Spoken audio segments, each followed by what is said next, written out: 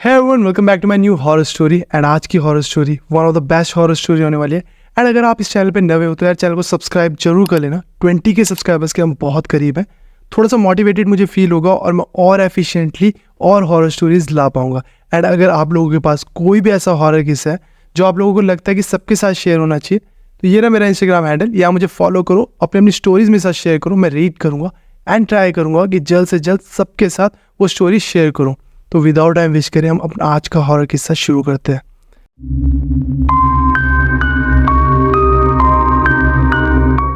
तो जो आज की स्टोरी है हमारे साथ करुणा ने शेयर करी है। करुणा असम में रहती है अपनी फैमिली के साथ।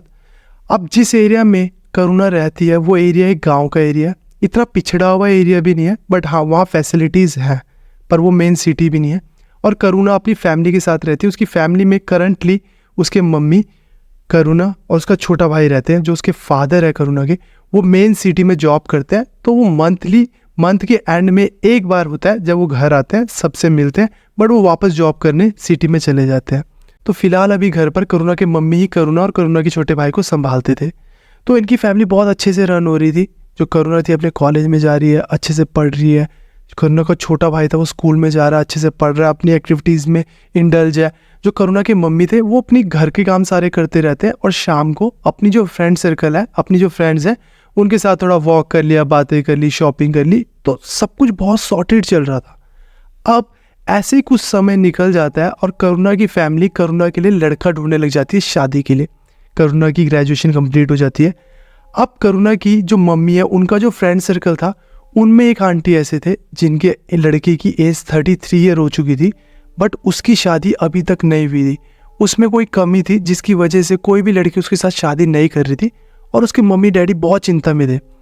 तो वो करुणा के मम्मी को बोलते हैं, आप लोग अपनी लड़की के लिए लड़का जब ढूंढोगे तो अपने रिलेशन में, अपने रिलेटिव्स में, अपने आस पड़ोस, जहाँ भी तुम्हारी जहाँ तक भी रेंज है, वहाँ पर कोई भी अगर लड़की मिलती है तुम्हें जो शादी के लिए देख रहे हैं, तो तुम यार हमारे लड़के को ज़रूर उसका बायोडाटा दे देना, हमारे लड़के की बात करवा देना, तो तुम्हारी बहुत मेहरबानी होगी।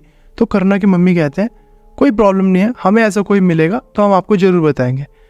अब करुणा के लिए लड़का ढूंढना शुरू करते हैं और लकीली बहुत जल्द उन्हें एक लड़का मिल जाता है, बहुत वेल सेटल्ड होता है। अब करुणा की फैमिली बहुत खुश होती है। वो डेट वगैरह निकालते हैं शादी की, 3-4 महीने की बाद की डेट निकालते हैं। अब करुणा के घर में करुणा की मम्मी और करुणा ही थे जो सारी की सारी तैयारी करने वाले थे, क्योंकि करुणा के पापा को जॉब के लिए सिटी में रहना था। करुणा का जो छोटा भाई था वो बहुत छोटा था, तो वो इन एक्टिविटीज़ में भी इतना पार्टिसिपेट नहीं कर सकता था। तो करुणा की मम्मी और करुणा पे सारी की सारी जिम्मेवारियाँ थी। टाइम बीतते बीतते 1 महीना रह गया शादी को। अब कहते हैं कि जब 1 महीना रह जाता है तो लड़की और लड़के को शादी से पहले बाहर नहीं जाना चाहिए, क्योंकि उनके ग्रह इस टाइम पर इतने वीक हो जाते हैं कि कोई भी negative energy, spirits, black magic उनको ईजीली लग जाता है। ईजीली कोई भी चीज़ उनको पोजेस कर सकती है। इसलिए कहते हैं कि लड़की और लड़के को शादी से 1-2 महीने पहले बाहर निकलना कम कर देना चाहिए। अब एक दिन क्या होता है, करुणा और करुणा की मम्मी बाहर से घर आ रहे होते हैं, शादी के रिगार्डिंग शॉपिंग वगैरह कर आ रहे होते हैं। घर आने के बाद करुणा की तबीयत बहुत ख़राब हो जाती है, उसको वॉमिटिंग आती है बहुत ज़्यादा। अब उसकी मम्मी उसको बेसिक थोड़ी सी अपना जो काढ़ा वगैरह होता है वो देते हैं, पर उससे उसकी तबीयत ठीक नहीं होती, उसको वॉमिटिंग और आती रहती है। वो उसको डॉक्टर के पास लेके जाते हैं। डॉक्टर बेसिक मेडिसिन देता है और बोलता है रेस्ट करो, सब ठीक हो जाएगा। वो एक दिन वेट करते हैं, बट उसको वॉमिटिंग रुकती नहीं है, ऊपर से वॉमिटिंग में खून आने लग जाता है। अब वो डॉक्टर के पास जाते हैं और बोलते हैं कि खून आ रहा है वॉमिटिंग में। तो डॉक्टर उसका चेकअप वगैरह करता है, कहता है सब ठीक है, इसके अंदर ना स्ट्रेस बहुत ज़्यादा हो गया, शादी की तैयारियां करनी है, शादी के बाद क्या होगा, उसकी वजह से काफ़ी स्ट्रेस इसके अंदर आ गया, जिसकी वजह से इसको ये वॉमिटिंग, खून ये ज़्यादा इसको हो रहा है। इसको बोलो रिलैक्स करे, आप ही लोग इसके हाथ पैर दबाओ, इसको खाना पीना दो, सब ठीक हो जाएगा। अब वो घर जाते हैं, इसको ना बुखार आ रहा है, बुखार उतर रहा है, वॉमिटिंग कॉन्टीन्यूस कर रही है, बुखार आ रहा है, बुखार उतर रहा है, और इसके ना शरीर में वीकनेस भी बहुत बढ़ गई। तो करुणा की मम्मी करुणा के पापा को बुला लेते हैं। उसके पापा आ जाते हैं छुट्टियाँ लेकर घर पर। अब वो दोनों उसकी देखभाल कर रहे हैं। अब 1, 2, 3, 4, 5 दिन बीतते हैं, कोई फ़र्क नहीं आ रहा। डॉक्टर की दवाइयाँ उनको कॉन्टीन्यूसली दे रहे हैं। उसके शरीर में इतनी वीकनेस हो गई है कि अब वो ज़्यादा उठ भी नहीं रही है, बहुत कम उठ रही है, दिन में 1, 2, 3 बार उठ रही है, बाकी टाइम बेड पे बैठी हुई है, बस वॉमिटिंग कर रही है, वहीं से वॉमिटिंग कर रही है। वो परेशान हो गए घर वाले कि ये चीज़ हुई क्या। अब सडनली करुणा कहती है अपने मम्मी को, मुझे आवाज़ें सुनाई दे रही है, कभी किसी के रोने की और कभी ऐसी आवाज़ आ रही है मुझे रात को कि राम नाम सत्य है, राम नाम सत्य है। अगर मैं उठकर कोशिश कर कर देखती हूँ बाहर पर, कोई भी नहीं है और मुझे ऐसा लगता है बगल वाले रूम से आवाज़ आ रही है। उसके मम्मी पापा डर जाते हैं, यार शादी होने वाली है, तबीयत इतनी ख़राब होगी और ऐसी बातें सुनाई दे रही हैं।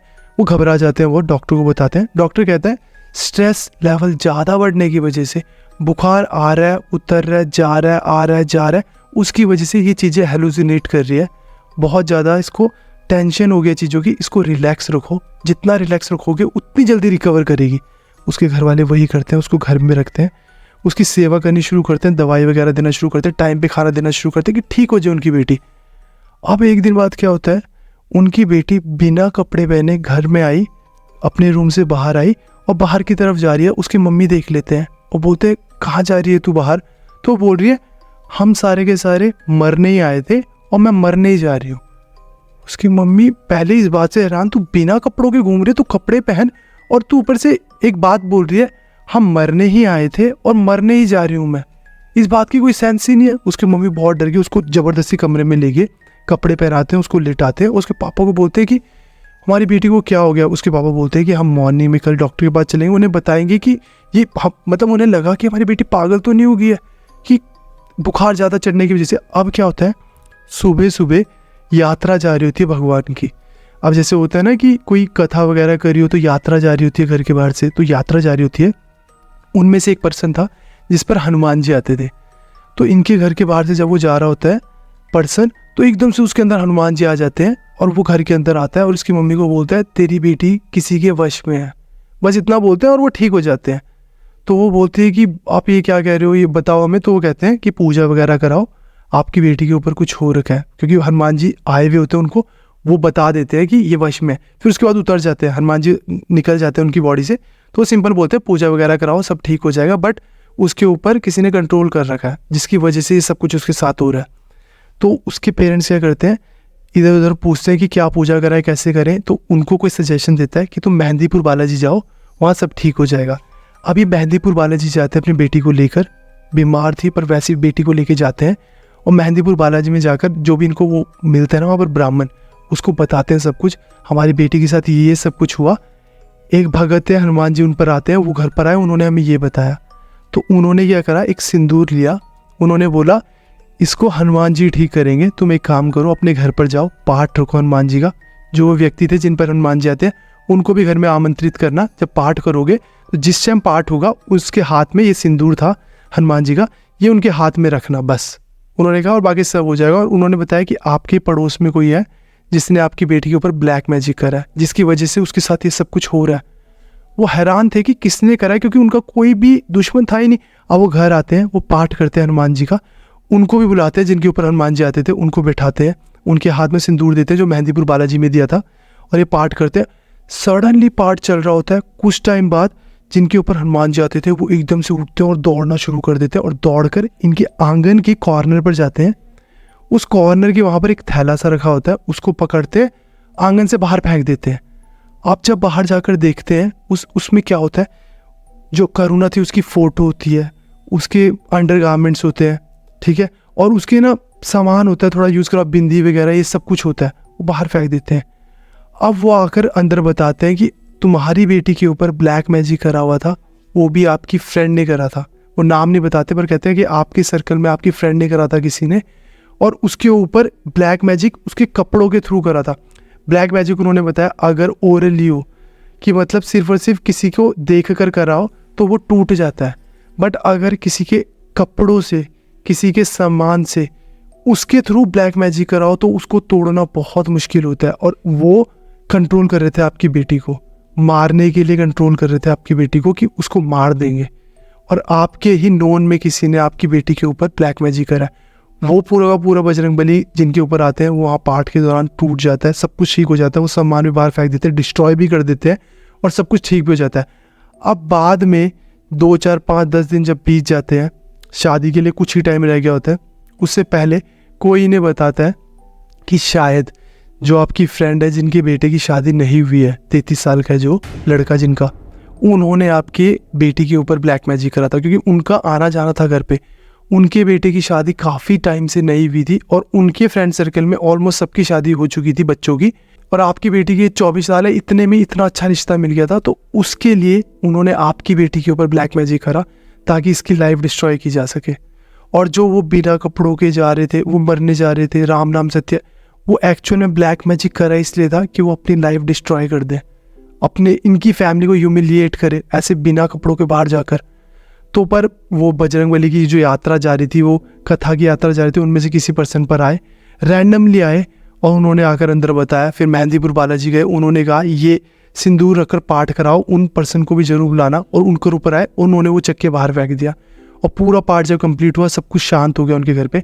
अब इस टाइम पर करुणा की शादी भी हो चुकी है, वो अपने ससुराल भी जा चुकी है और सब कुछ सॉर्टेड है। बट करुणा ने बताया कि ये एक्सपीरियंस उसने करा, और इस दौरान जब उसके ऊपर ब्लैक मैजिक था, उसकी बॉडी इतनी वीक हो गई थी, चलने फिरने के लिए भी एक पर्सन की ज़रूरत पड़ती थी, और वॉमिटिंग आती थी, वो भी खून की।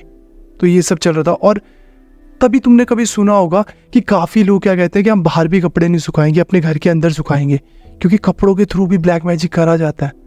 तो करुणा का ये बहुत ही अजीब इंसिडेंट था जो उसके साथ हुआ, और काफ़ी पेनफुल था, तो जो उसने हमारे साथ शेयर करा। आप लोगों के क्या ओपिनियन है इस किस्से के बारे में, कमेंट सेक्शन में ज़रूर शेयर करना। और हाँ, अगर आप लोगों के पास भी कोई भी ऐसे और है किस्से जो आप लोगों को लगता है सबके साथ शेयर होने चाहिए, ये ना मेरा इंस्टाग्राम हैंडल, यहाँ मुझे फॉलो करो, अपनी अपनी स्टोरीज मेरे साथ शेयर करो, मैं रीड करूँगा एंड ट्राई करूँगा सबके साथ यहाँ शेयर कर सकूँ। तो इस हॉरर स्टोरी टाइम के लिए बस इतना ही। आई होप तुम सबको मज़ा आया होगा। मज़ा आया तो comment, like, share and subscribe जरूर करना।